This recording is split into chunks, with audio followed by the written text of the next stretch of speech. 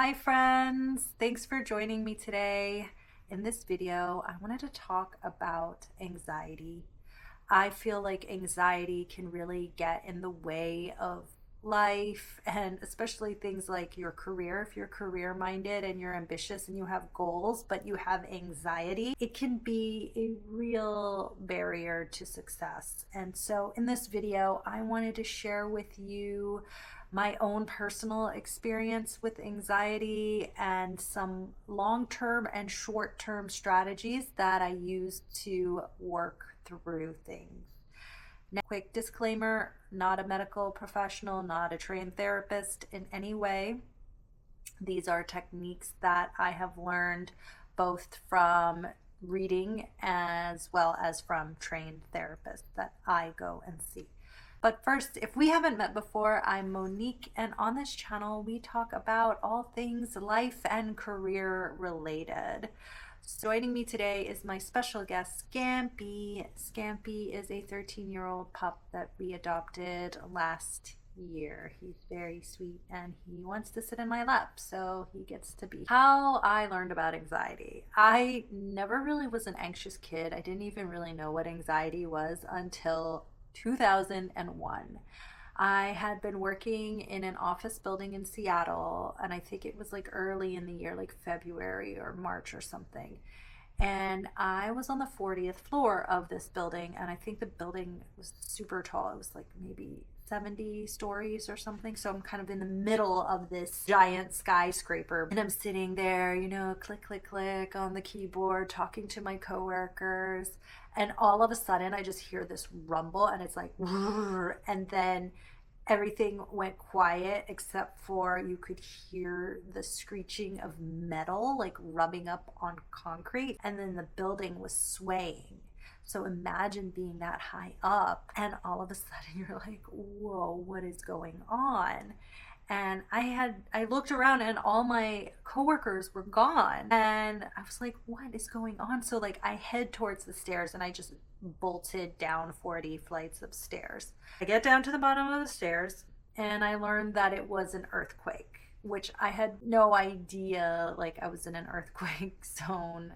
Okay, I didn't know these things. I thought we were being bombed, quite frankly. But anyway, I get down there and it's just an earthquake. Everything's fine, and I kind of go on about my day, or I go on with my life. But I think at that point, I was kind of faced with my own mortality. It was the first time in my life where I had thought I was going to die. Didn't really do anything about it, wasn't in therapy or anything, just kind of kept plugging away. And later that year, September 11th happened. And while I wasn't in New York at the time, our company was actually based, it was a financial services company, so it was based kitty corner from the actual towers, and the building that my headquarters was destroyed. Everything shut down for a few days. So there were these like two events that happened that kind of forced me to understand my own mortality. And that triggered about a year and a half of anxiety. But I didn't know what I was dealing with. I would get rapid heart rate. I remember one night I was sleeping and I was woken up with like a thud. I don't know what happened, like something, outside happened. And I had a full on panic attack, and I didn't know I was having a panic attack. So I called 911, and the ambulance guys came and they took my heart rate, which was, it was so high. But the minute they arrived, I felt my heart rate go down. And, they checked me out and they're like, I think you just had a panic attack. And so at that point, I realized, oh, I have anxiety. I need to do something about this. At that time, I didn't really have the resources or wherewithal to get mental health help. But I had a friend at the time who taught me something called energy tapping. And it's where you tap on your points here and you kind of go through a whole cycle. It really helped with dealing with my panic attacks. The anxiety definitely got under control, but I do still get anxious from time to time, and I also have a lot of social anxiety as well. So, over the years, I have developed a few strategies that have really helped me navigate anxiety both at home and at the office. So, having all these strategies in place has been super helpful for me. I'm going to share with you my more holistic routines that I have to help combat and keep it under control. And then I'm going to share with you some things you can do immediately if you find yourself having some kind of anxiety at the workplace and you need immediate relief. I also wanted to say that anxiety can really get in the way of you achieving your goals, right? Like, in addition to having to navigate all these external things, you are also having to regulate yourself and deal with yourself. And so I completely understand how stressful anxiety can be and how much work it can take to combat it, especially if you don't know where to begin. Like, if you don't have resources in place to work through this or any kind of help, it can be really, really daunting and really stressful and scary. I'm making this video because I really hope that some of the techniques that I use can help you if you experience any of this. A lot of anxiety stems from the fear of unknown. So it could be a fear of not being prepared for something that's going to happen, or not knowing the next step, not knowing the results of something. And so for me, what helps a lot is having stability. So routines are very important to me. And I'm not like super, super strict about my routines, but I do try to have a general framework of a routine that I follow. In the mornings, after I let the dogs out and feed them, I will meditate. I will journal. I will do 3 morning pages or so. And then I will get ready for work and I will walk the dogs. So I'm getting kind of 3 things in one. I'm doing the meditation, which is helping calm down internally, centering myself. Then I'm journaling, so I'm getting things out on the paper because we consume so much all the time, especially with social media and our phones. We're always attached to our phones. We need not just inputs, we need output. And 3 pages of journaling I find is a good stress relief. Yampy is snoring right now, so I'm sorry for that. I get some movement in when I go out and walk the dogs. You don't have to have dogs to go for a walk, but any kind of movement, even if it's stretching or just a quick walk to get things going, can really help set the tone for the day and start the day off on my terms. And that helps me be more prepared for any kind of anxiety inducing stressors that may happen throughout the day. Another thing that has really helped is I've been in therapy regularly for over a decade.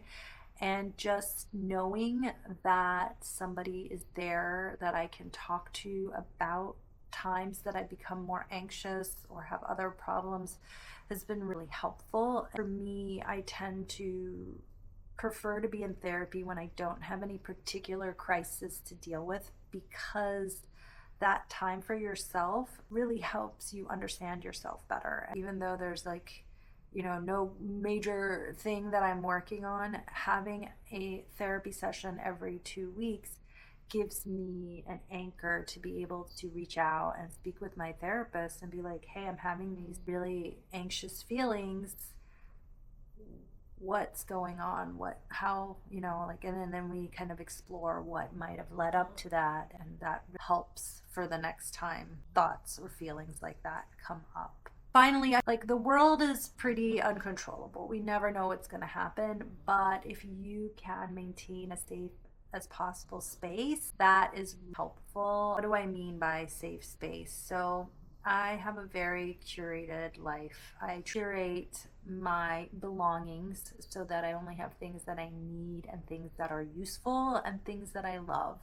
I try not to have too much excess. I am human. I still do have excess things. I have way too many devices to make coffee with, for example. But for the most part, I try to keep a very clean and clutter-free space. I also apply that to my relationships. I try not to have any toxic relationships in my life. And I definitely try to limit any kind of social media input that is unhealthy. I will do things to really limit my time looking at the news, for example, or scrolling on feeds. If a feed makes me feel bad in any kind of way, and by bad I mean envious, not good enough, too old, whatever, if it makes me feel crappy, I just get rid of it and I immediately stop following the channel, or I hit don't recommend or block.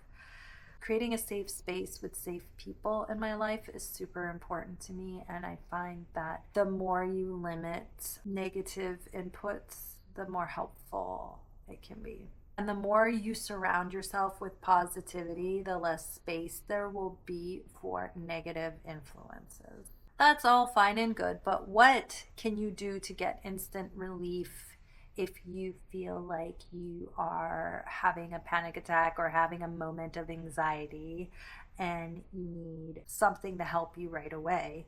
There are four main things that I have done, and it depends on my level of anxiety. So if it's really bad, I will do an EFT round for about 10 minutes. And you can Google. I'm not a trained EFT person. I know what works for me. If you look up emotional feeling technique or EFT or energy tapping, this is a very powerful and useful tool. It's free, that I find is super helpful in immediately dealing with the anxiety. Those are for kind of my worst case anxiety situations. And everybody is different. Like, I haven't actually had a panic attack in many years, but sometimes I'll feel that elevated heart race or heartbeat. And so that's when I find EFT to be the most helpful.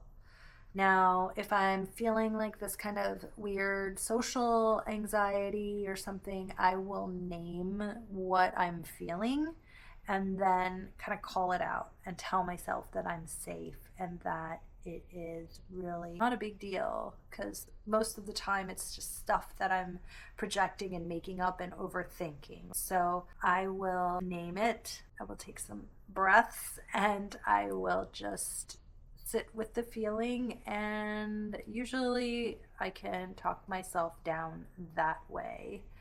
I'm not sure if that would be helpful for other people, but just naming what I'm freaking out about and calling it what it is. Another thing that has helped me is boxed breathing. I don't do this one as much, but I found it to be helpful in the past.